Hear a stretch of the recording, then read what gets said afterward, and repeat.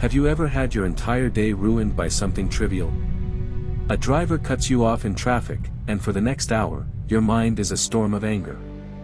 A colleague makes a passive-aggressive comment in a meeting, and you spend the rest of the afternoon replaying their words, your focus shattered. You scroll through social media, a sea of perfect lives and curated successes, and a familiar, quiet poison begins to seep into your soul, the poison of comparison, of feeling you are not enough. We live in a world that is expertly designed to steal our peace. Every notification, every headline, every expectation is a hook, waiting to catch our attention and drag our emotions along for the ride. We are conditioned to react, to feel offense, to chase validation, and to fear loss. We have become puppets, and the strings are pulled by forces entirely outside of our control. But what if there was a way to cut those strings? What if you could walk through the same chaos, face the same provocations, and observe the same world, but remain untouched, centered, and free? The ancient Stoics knew this was not only possible, it was the entire point of philosophy. They cultivated a state of mind that is perhaps one of the most misunderstood yet powerful concepts in all of human thought, the art of indifference. When we hear the word indifference, we imagine someone cold, passionless, and uncaring. An aloof figure who feels nothing and engages with nothing. But this is a modern distortion. The Stoic version of indifference, the Greek concept of apatheia, is not a lack of feeling. It is a state of being undisturbed by irrational and excessive emotions. It is not apathy, it is tranquility. It is not weakness, it is the ultimate form of mental strength. It is the quiet, unshakable confidence of a person who has built a fortress inside their own mind, an inner citadel that no external event, no opinion, no twist of fate can ever breach. This is the power to observe anger without becoming angry. To acknowledge fear without being controlled by it. To see the world's glittering prizes and its terrifying threats for what they are, externals, things that are ultimately indifferent to our virtue and our well-being. In this journey together, we will not be learning to suppress our humanity. We will be learning to elevate it. We will explore the wisdom of Marcus Aurelius, the emperor who found peace on the battlefield, Seneca, the statesman who wrote of tranquility while surrounded by treachery, and Epictetus, the slave who was more free than his masters. Their lessons are not abstract theories, they are practical tools, weapons for the mind in the daily war for our own serenity. Are you ready to stop being a slave to circumstance? Are you ready to build a mind that is truly your own? A mind that is calm, clear, and unconquerable. If you are, take a deep breath. Let the noise of the world fade for just a moment. And join us on the path to becoming untouchable. Leave a comment below now, before we begin. A simple declaration to yourself, I am ready to be free. Number 1, the misunderstood power of apatheia. It's not apathy, it's clarity. Let us begin by dismantling a great wall of misunderstanding. The Stoic ideal of apatheia is not apathy. The apathetic person is one who has given up. They feel nothing because they care for nothing. Theirs is a state of resignation, a surrender to meaninglessness. It is a cold, empty peace, the peace of a desolate landscape. The Stoic, however, is the very opposite. The Stoic is a warrior of the mind, deeply engaged with life, committed to virtue, and fiercely dedicated to living with purpose. Their peace, their apatheia, is not born of emptiness, but of clarity. It is a state of profound calm that arises from understanding one fundamental truth, a truth that Epictetus articulated with piercing simplicity: men are disturbed not by things, but by the views which they take of them. Let that sink in. It is not the event itself, but our judgment about the event, that causes our suffering. The traffic jam is not inherently bad. It is a collection of cars moving slowly. It is our judgment: this is a disaster. I'm going to be late. My day is ruined. That creates the anger and stress. The criticism from a colleague is not inherently harmful. It is a series of sounds, words spoken from their own perspective, colored by their own insecurities and beliefs. It is our judgment: they are trying to undermine me. This is an insult. My reputation is at stake. That creates the hurt and the defensiveness. The Stoic, through rigorous training, learns to insert a pause between the event and their judgment. In that sacred pause, they see the event for what it is, stripped of the emotional stories we so quickly attach to it. This is the practice of objective representation, or phantasia cataleptique. It is the ability to see things plainly, without adding the subjective layers of good or bad, fortunate or unfortunate. This is not a denial of reality. It is a deeper engagement with it. The Stoic still recognizes that a traffic jam can cause lateness and that criticism can have social consequences. But they refuse to grant these events the power to disturb their inner state. They maintain a clear distinction between the external fact and the internal response. The fact is outside their control, the response is entirely within it. Consider the story of Cato the Younger, a Roman statesman and one of the most revered figures in Stoicism. Cato lived in a time of intense political turmoil, witnessing the decay of the Roman Republic. He was a man of unwavering principle in an age of compromise and corruption. He was insulted in the forum, his political career was thwarted by less principled men like Julius Caesar, and he ultimately faced the choice between surrender and death. On one occasion, while he was pleading a case, an opponent named Lentulus spat in his face. A public act of profound disrespect. The crowd gasped. An ordinary man would have reacted with immediate fury. An eruption of violence or a torrent of insults would have been the expected response. But Cato was no ordinary man. According to the historian Plutarch, Cato simply wiped his face and said calmly, "I will swear to anyone, Lentulus, that people are wrong to say you cannot use your mouth." This was not weakness. It was an exhibition of superhuman control. Cato did not suppress his anger, he transcended it. He saw the act for what it was, a crude, desperate gesture from a man who had lost the argument. He refused to let Lentulus's lack of control dictate his own. He remained in his own frame, governed by his own reason. That is apatheia in action. It is not that he felt nothing, it is that he was not ruled by what he felt. He maintained his inner clarity, his tranquility, even when faced with the ultimate provocation. This is the state we are aiming for. A mind so well trained that it can observe the storms of life without being swept away by them. It's the difference between being a small boat tossed on the waves and being the lighthouse that stands firm, observing the storm from a place of unshakable stability. So how do we begin to cultivate this clarity? We start small. We start with the minor annoyances of our day. The next time you feel a surge of frustration, over a slow internet connection, a misplaced set of keys, a spilled coffee, try this Stoic exercise. First, pause. Do not react immediately. Take one deep breath. Second, describe the event objectively.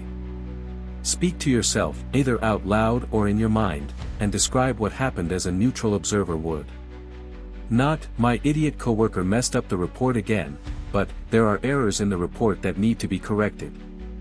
Not, "This stupid traffic is ruining my life," but, "The cars on this road are moving at a slow pace." Third, separate the event from your judgment. Acknowledge the emotion that is arising. I feel anger rising because I have a story in my head that this delay is a personal injustice. Then, gently remind yourself, the event is external. My response is internal. I can choose not to consent to this disturbance. This is not a one-time fix. It is a daily, hourly practice. It is mental weightlifting. At first, the weight of your habitual reactions will feel heavy. You will fail. You will get angry. You will get frustrated. But just as with physical training, every repetition builds strength. Every time you successfully insert that pause, you are building a new neural pathway. You are training your mind to return to a state of calm. You are moving from a reactive existence to a responsive one. This is the true power of apatheia. It is the freedom that comes from knowing that your peace of mind does not depend on the world behaving as you wish, but on your mind behaving as you choose. It is the beginning of becoming untouchable. Number 2, the fortress of the mind, building your inner citadel. The Roman Emperor Marcus Aurelius, arguably the most powerful man in the world during his reign, faced constant threats. He dealt with war on the frontiers, political betrayal in his own court, a devastating plague that swept through the empire, and the profound personal grief of losing his wife and several of his children.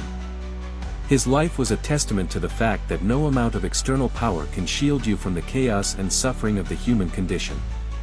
Yet, in the quiet moments before dawn or in the flickering lamplight of his campaign tent, he wrote his personal journal, known to us as the Meditations. And in these pages, he returned again and again to one central, life-sustaining idea, the concept of the inner citadel. He wrote, "Men seek retreats for themselves, houses in the country, seashores, and mountains, and thou too art wont to desire such things very much. But this is altogether a mark of the most common sort of men, for it is in thy power whenever thou shalt choose to retire into thyself. For nowhere either with more quiet or more freedom from trouble does a man retire than into his own soul. This inner citadel is the fortress of the mind. It is a place of refuge, of absolute security, that you can retreat to at any moment, no matter what turmoil is raging in the outside world. It is built not of stone and mortar, but of reason, principle, and a correct understanding of what is, and is not, within your control. Building and maintaining this fortress is the central project of the Stoic. The first and most crucial step in its construction is to fully internalize what is known as the dichotomy of control. This is the foundational principle of Stoic practice, most clearly articulated by Epictetus. He begins his Enchiridion, or handbook, with this powerful declaration: some things are in our control and others not. Things in our control are opinion, pursuit, desire, aversion, and, in a word, whatever are our own actions. Things not in our control are body, property, reputation, command, and, in one word, whatever are not our own actions. This is the master key that unlocks the gate to the inner citadel. The vast majority of our anxiety, frustration, and suffering comes from a simple, tragic error. We invest our emotional energy in trying to control what we cannot, while neglecting what we can. We cannot control the economy, but we exhaust ourselves with worry over our investments. We cannot control whether someone finds us attractive or intelligent, yet we contort ourselves to win their approval.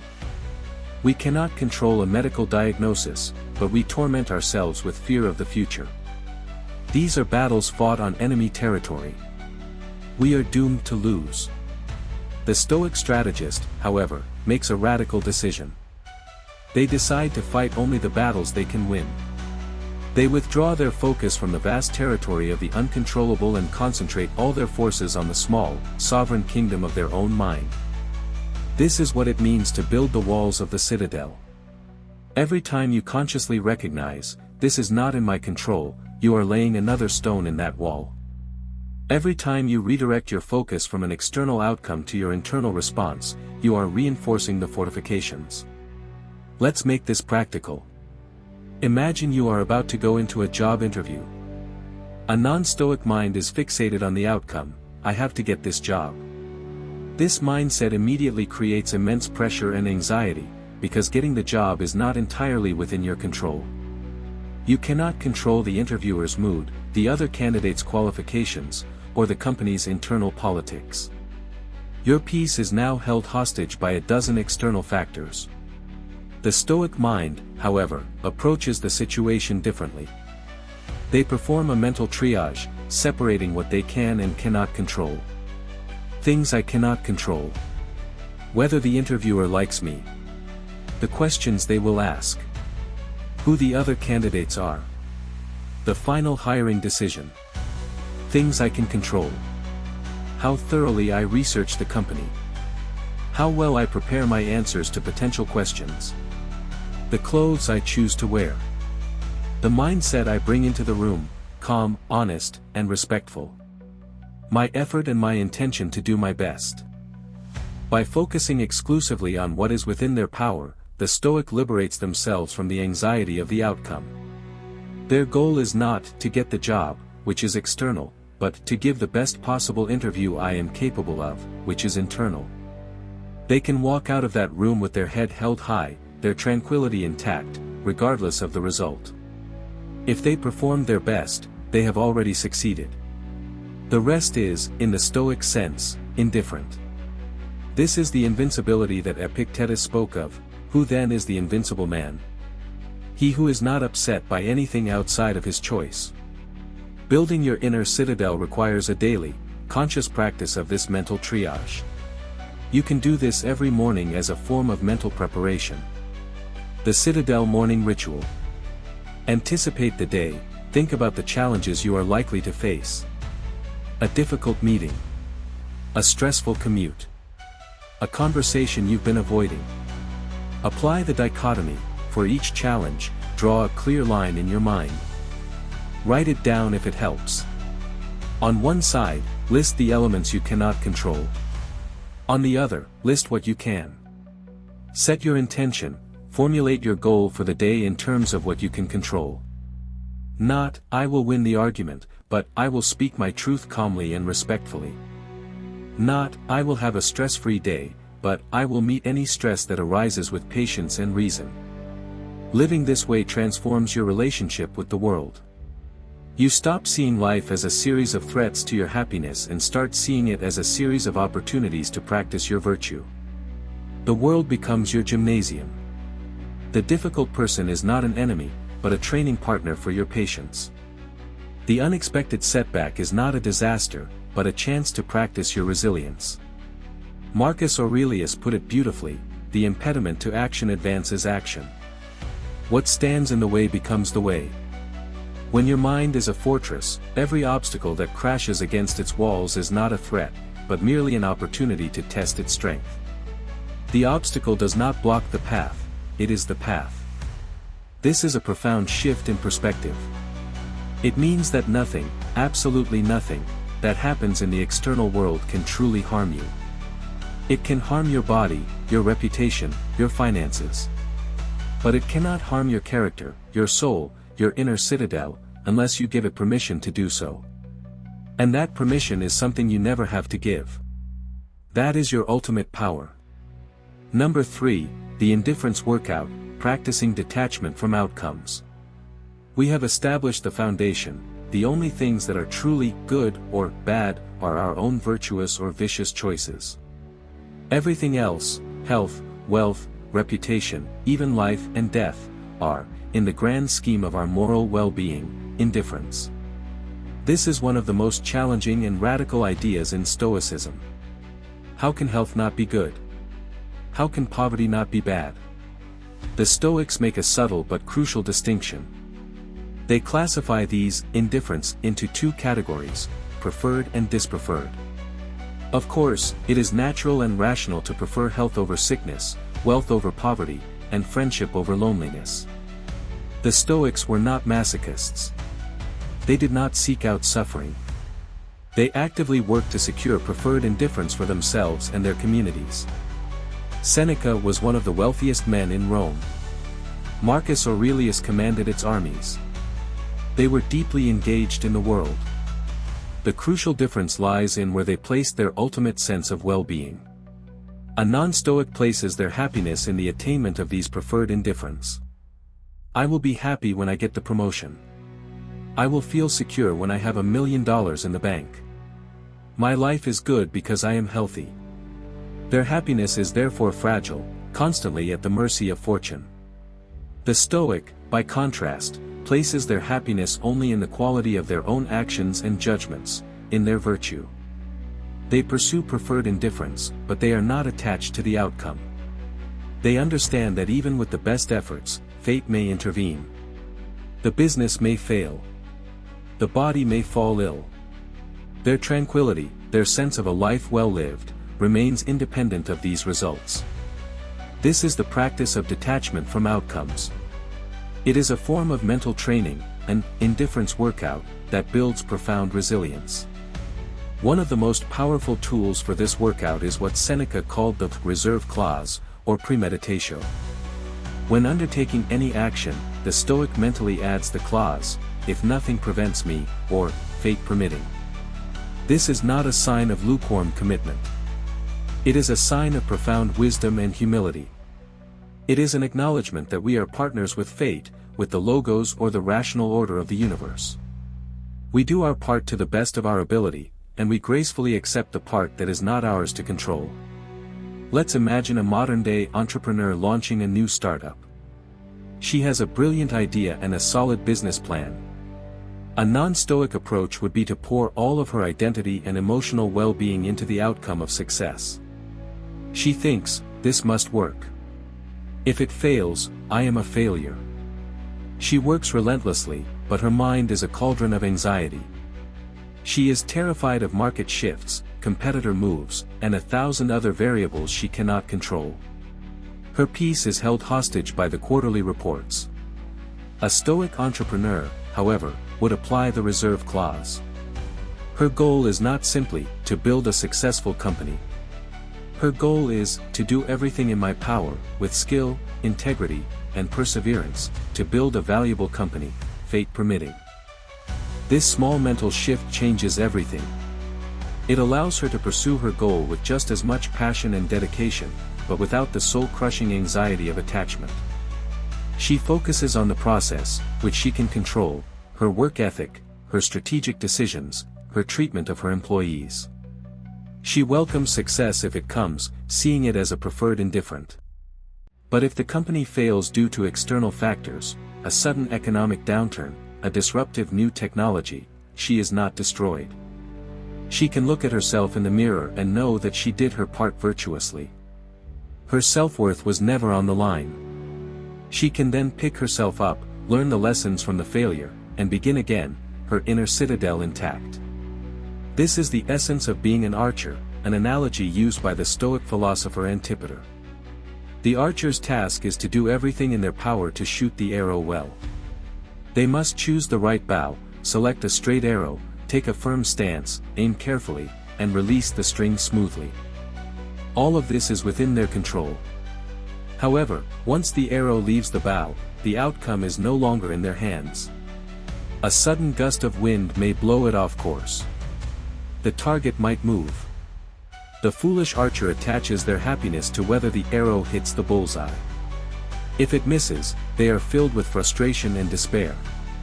The wise Stoic archer, however, attaches their sense of success to the act of shooting well. Hitting the target is a preferred outcome, but their true goal was to perform their function as an archer with excellence. If they did that, they have succeeded, regardless of where the arrow lands.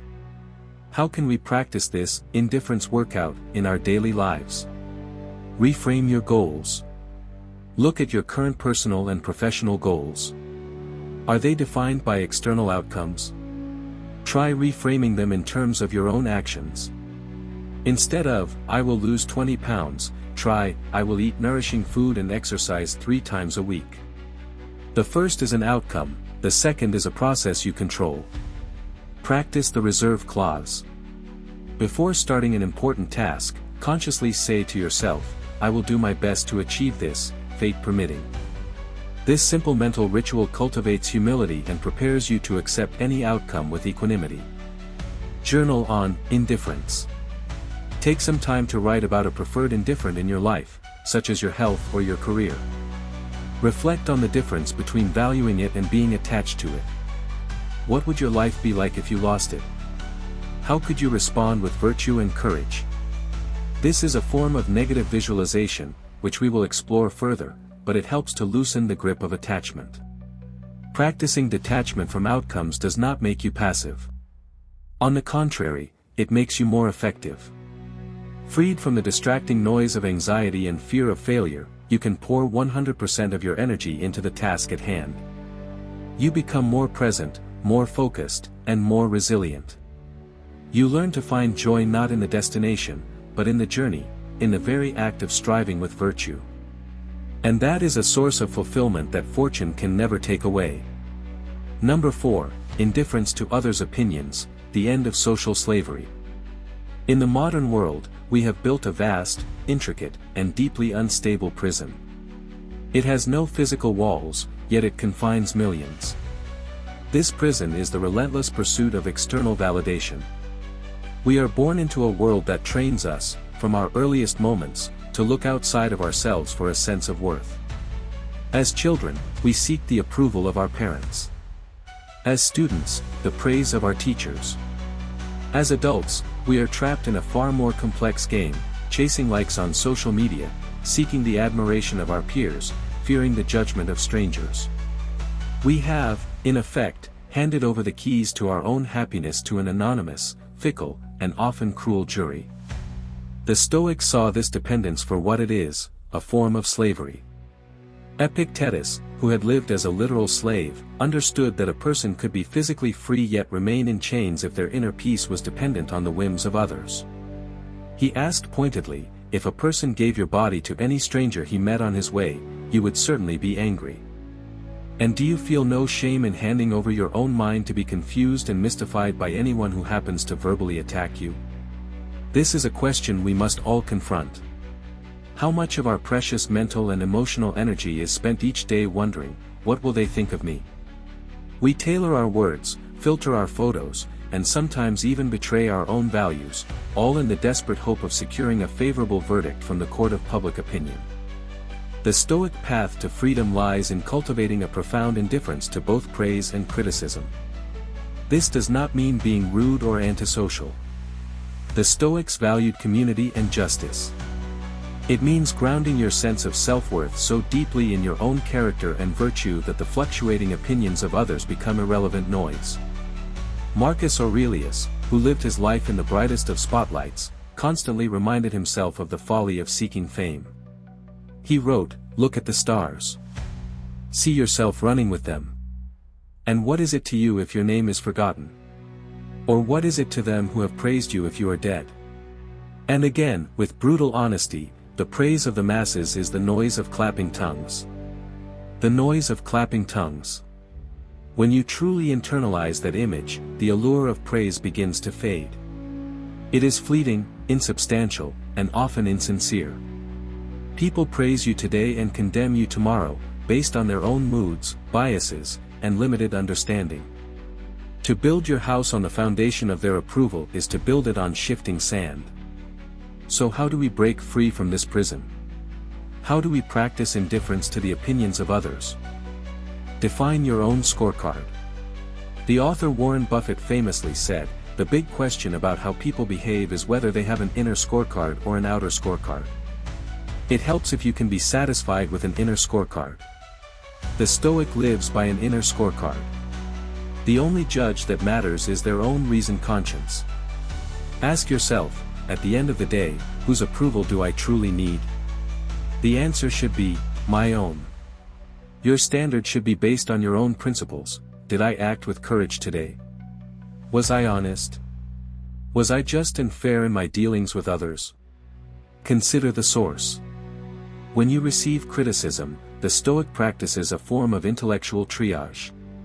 Before reacting emotionally, they calmly analyze the source. Is this criticism coming from a wise, virtuous person who has my best interests at heart? If so, I should listen carefully and be grateful for the feedback. It is a gift. Is it coming from someone who is ignorant, malicious, or simply projecting their own insecurities? If so, why should their opinion have any power over me? As Marcus Aurelius said, "It never ceases to amaze me, we all love ourselves more than other people, but care more about their opinion than our own." Practice opinion fasting. Just as you might fast from food to reset your body, you can fast from validation to reset your mind. Try this exercise for one day, or even just a few hours. Make a conscious effort not to seek any form of external approval. Don't post anything on social media. Don't fish for compliments. When you do something well, keep it to yourself. Feel the quiet satisfaction of your own effort.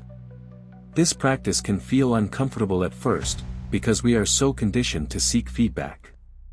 But it teaches you to find your center of gravity within yourself, not in the eyes of others. Embrace misunderstanding. A person of principle will inevitably be misunderstood. If you stand for something, you will attract criticism. The Stoic accepts this as a natural consequence of a life well lived. They would rather be respected by a few good people for who they truly are than be loved by the masses for a mask they wear. Remember the example of Cato. He was mocked, insulted, and politically isolated. Yet he never wavered. His self-worth was not derived from his popularity, but from his unwavering adherence to his principles. Breaking free from the need for validation is one of the most liberating experiences a person can have. It is the end of social anxiety. It is the beginning of true authenticity. You start acting not from a place of fear, what if they don't like this? But from a place of conviction, this is what I believe is right. Your energy is no longer wasted on managing your public image, and can be redirected towards what truly matters, improving your character and contributing to the world in a meaningful way. You become, in a very real sense, untouchable. Praise cannot inflate your ego, and criticism cannot wound your soul, because you know who you are. And that knowledge is the only opinion that counts. Number 5, the ultimate test, indifference to fortune, good and bad. We now arrive at the highest peak of Stoic practice, the most demanding terrain for the warrior of the mind. It is one thing to be indifferent to a traffic jam or a critical comment. It is another thing entirely to face the great tides of fortune, the loss of wealth, the onset of illness, the death of a loved one, with the same unshakable calm. This is the ultimate test. The Stoics did not approach this test with naive optimism or by pretending that pain does not exist. They approached it with rigorous, systematic preparation. They understood that the human mind is naturally terrified of loss. To overcome this fear, they developed a powerful psychological tool known as premeditatio malorum, the premeditation of evils. This is a more profound and systematic version of the mental rehearsal we touched upon earlier. It is the practice of regularly and vividly imagining the worst-case scenarios in life. Seneca, in his letters to Lucilius, advises this practice repeatedly. He says, "He robs present ills of their power who has perceived their coming beforehand." The purpose of this exercise is not to wallow in morbid anxiety. It is the exact opposite. It is a form of emotional vaccination. By exposing yourself to small, imagined doses of disaster, you build up an immunity to the shock and panic that would otherwise overwhelm you when misfortune actually strikes. Let's walk through how this practice works. You might take a few minutes each morning or evening, in a quiet moment of reflection. Step 1, imagine the loss. Think of something you value deeply. It could be your job, your home, your physical health, or even a person you love. Now, imagine, in calm and clear detail, that it has been taken from you. Don't just think the thought, try to feel the feelings that would arise. The grief, the fear, the disorientation. Step 2, rehearse your Stoic response. After allowing yourself to sit with that discomfort for a moment, begin to rehearse your virtuous response. Remind yourself of the core principles. This is external, not in my control. It does not affect my character. Ask yourself, what virtues can I practice in this situation? Can I meet this loss with courage? With resilience? With dignity? Imagine yourself acting in accordance with these virtues. Step 3, return to the present with gratitude. Finally, bring your mind back to the present moment and feel a wave of profound gratitude for the fact that this loss has not occurred. Your job is still secure. Your home is still standing. Your loved ones are still with you. This part of the exercise is crucial. It does not leave you in a state of despair. It returns you to your life with a renewed sense of appreciation for what you have, and a diminished fear of losing it. When you practice this regularly, a few remarkable things begin to happen. First, you loosen the chains of attachment. The things you value become less of a source of anxiety and more of a source of joy. You learn to hold them lightly, appreciating them as temporary loans from fortune, rather than permanent possessions. As Epictetus advised, when you kiss your child goodnight, remind yourself that they are mortal. Not to diminish your love, but to purify it, to love them fully in this moment, without the illusion of permanence. Second, you build resilience. When life does inevitably deliver a blow, you are not caught by surprise. Your mind has already walked that path. You have a plan. You know which principles to cling to. While others are panicking, you can access a state of calm reason because you have trained for this moment. You are the soldier who has drilled for battle 1,000 times. When the real fight begins, your actions are steady and sure. Consider the story of the philosopher Seneca himself. As a powerful advisor to the Emperor Nero, he amassed enormous wealth. But he was always aware of its impermanence.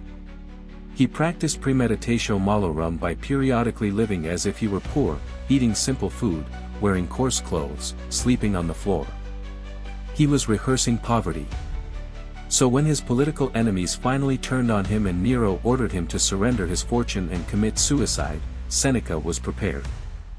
He faced his end not with terror, but with a calm dignity that stunned his accusers. He had lost everything, but he had not lost himself. His inner citadel remained unbreached. This is the ultimate freedom that Stoicism offers. It is the freedom that comes from realizing that your well-being is not dependent on what fortune gives or takes away. It is a deep, internal state of peace that is entirely of your own making. This is not an easy path. It requires immense courage to look unflinchingly at the possibility of pain and loss.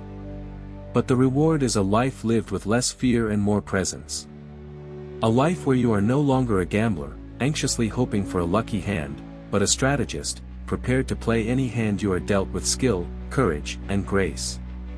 You become untouchable, not because you are shielded from suffering, but because you have learned to transform suffering into strength. Number 6, the peaceful warrior, how indifference creates true strength. We have journeyed through the core tenets of Stoic indifference, from the clarity of apathia to the fortress of the mind, from detachment from outcomes to freedom from the opinions of others, and finally, to the ultimate resilience built through the premeditation of evils. What emerges from this journey is a portrait of an individual who might seem, from the outside, like a paradox, the peaceful warrior. This is the person who is deeply engaged in the world, yet internally undisturbed by it. They are ambitious in their actions, yet humble in their expectations. They feel the full spectrum of human emotion, yet are not commanded by it. They are, in the sense that the earlier scripts hinted at, dangerous. Not because they seek to harm others, but because they are impossible to control, manipulate, or emotionally destabilize. Their strength does not come from aggression, but from their unshakable center of gravity. This is the end goal of our practice. The person who has mastered the art of indifference is not passive or withdrawn. They are a force of nature, moving through the world with a quiet power that is far more formidable than the loud displays of ego and anger. When everyone else reacts to a crisis with panic, the peaceful warrior observes, thinks, and acts with deliberate calm. Their stillness is not inaction, it is a gathering of strength, a moment of strategic clarity before a decisive move. When everyone else is chasing the fleeting highs of praise and status, the peaceful warrior is focused on the internal work of character. Their validation comes from their own conscience, making them immune to flattery and impervious to insult. When everyone else is broken by failure or loss, the peaceful warrior sees an opportunity to practice virtue. They understand that every obstacle is a whetstone upon which the blade of their spirit can be sharpened. They meet fate not as a victim, but as a partner. This is not a state you achieve once and for all. It is a daily practice. A moment-to-moment choice. It is the conscious decision, repeated 1,000 times a day, to focus on what you can control and accept what you cannot, to value your character above your reputation, to see reality as it is, not as you wish it to be. The journey to becoming this peaceful warrior is the very purpose of Stoic philosophy. It is a path of continuous self-improvement, of training the mind to be a loyal servant to your highest principles, rather than a master of your basest impulses. As we conclude our time together, remember that this is not just knowledge to be acquired. It is a way of life to be embodied. The world will continue to be a chaotic and unpredictable place. People will continue to be irrational. Fortune will continue to be fickle. None of that will change. But you can change. You can begin, today, to build your inner citadel, stone by stone. You can practice the indifference workout, repetition by repetition. You can choose to live by your inner scorecard, moment by moment. The power to become untouchable does not lie in changing the world. It lies in mastering yourself. It is the quietest, most profound revolution a human being can undertake. It is the journey from being a reactive creature of circumstance to becoming a serene creator of your own inner peace. You hold the tools. You have the map. The path of the peaceful warrior is now open to you. It is a hard road, a road of discipline, honesty, and courage. But it leads to the only destination that truly matters, a life of freedom, tranquility, and unshakable inner strength. Your practice begins now. Choose one area of your life this week where you will consciously practice the art of indifference. Perhaps it's your reaction to traffic. Perhaps it's your need for approval on a project at work. Perhaps it's your anxiety about a future event. Commit to that one small area. Observe without judgment. Respond with reason. Share your commitment in the comments below. Let us know which battlefield you have chosen for your first act as a peaceful warrior. Your story will inspire others on this path. If this journey has provided you with value, help others find their way by liking this video and subscribing to Be Audio for more deep dives into the timeless wisdom of Stoicism. Remember, the storm is not you. You are the lighthouse. Stand firm. Shine your light. And become the master of your own soul.